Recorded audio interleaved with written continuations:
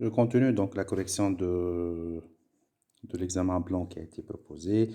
Donc maintenant, je vais corriger l'exercice numéro 2. On considère la matrice A suivante. A est égal à moins 2, 2, moins 1, moins 2, 3, moins 2, 1, moins 2, 0. Montrer que A est inversible. Calculer A au carré et ensuite A à la puissance 3. Vérifier la relation que A à la puissance 3 est égal à A au carré plus 5A moins 3I3 tel que I3 est la matrice identité de l'ordre 3. Ensuite, on déduire l'inverse de A à partir de cette expression. Donc voilà. Donc je vais prendre la matrice A et je vais essayer en fait de vérifier pour la première question si A est inversible. Donc une matrice, elle est dite inversible si en fait, si son déterminant, il est différent de 0. C'est ce que je vais faire. Je vais essayer de faire. Donc ici, qu'est-ce qu'on est en train de corriger? Donc l'exercice numéro 2. Exercice numéro 2. Examen blanc. En fait, 1020. Donc, je vais noter la matrice A comme suit. Donc, je vais noter la matrice A est égale à une matrice d'ordre 3, c'est une matrice carrée d'ordre 3, et est égale à moins 2, 2, moins 1, moins 2, 3, moins 2, 1, moins 2, et 0. Question numéro 1, A est-elle inversible? A est inversible si et seulement si le déterminant de A est différent de 0. Je vais essayer de calculer le déterminant de A. Je cherche à calculer le déterminant de A ici. Donc je vais essayer de calculer le déterminant de A par plusieurs méthodes. Donc je vais commencer par le pivot de Gauss. Donc ici, en fait, je vais essayer de maximiser le nombre de zéros au niveau du déterminant de A. Donc je vais noter le déterminant de A est égal à quoi? Est égal en fait moins 2, 2, moins 1, moins 2, 3, moins 2 et 1, moins 2, 0. Ici, je peux remarquer que j'ai déjà, en fait, j'ai déjà un 0 ici. Hein. Donc, je peux, par exemple, choisir la position du pivot. C'est au niveau, par exemple, je peux choisir la position du pivot ici. J'essaie d'annuler cette valeur et j'ai déjà un 0. Et comme ça, donc je peux travailler sur les lignes, ligne 1, ligne 2, ligne 3. Et qu'est-ce que je dois faire ici? Le pivot, donc la ligne du pivot, ça sera la ligne 1. Donc je garde la ligne du pivot, moins 2, 2, moins 1. Ensuite, je vais essayer d'annuler cette valeur en utilisant le moins 1. Donc j'ai besoin de 2 ici. Et pour avoir 2, il faut multiplier la ligne 1 fois moins 2. Moins 2 fois moins 1, ça donne 2. Donc je dois faire la ligne 2, moins 2, la ligne 1. La ligne 2, moins 2, la ligne 1. Donc ici, ça me garantit un 0, puisque j'aurai moins 2. Et moins 2 fois moins 1, ça donne 2. Si je faisais la somme, ça donne déjà un 0. 3, moins 2 fois 2. 3 moins 4, ça donne moins 1. Et moins 2. Et moins 2 fois moins 2, ça donne 4. Moins 2 plus 4, ça donne 2. Et je garde la ligne 3, puisque déjà elle contient un 0 ici. Voilà. Moins 2 et 1. Et au niveau de, donc ici, sur le pivot, avec un signe positif, donc qu'est-ce qu'il me reste en termes de déterminant?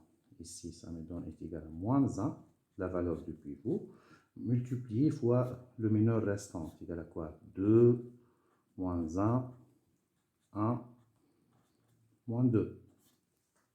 Et si je calcule, donc ce déterminant est égal à quoi en fait? Est égal à moins 1 multiplié fois quoi? 2 fois moins 2, ça donne moins 4. Et moins 1 ici.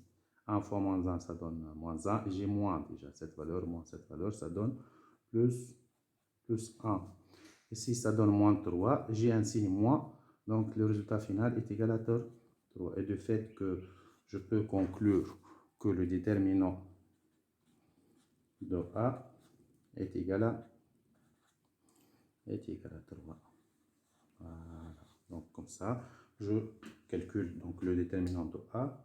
Rapidement, ce déterminant il est différent de 0. Automatiquement, je peux conclure que A est inversible. Ici, d'ordre 3, je peux utiliser la règle de Sarus. Donc, je peux utiliser la règle de Sarus si je cherche à calculer le déterminant avec une autre façon. Donc, je peux faire le raisonnement suivant. En fait, je vais noter donc moins 2, 2, moins 1, moins 2, 3, moins 2 et 1, moins 2, 0.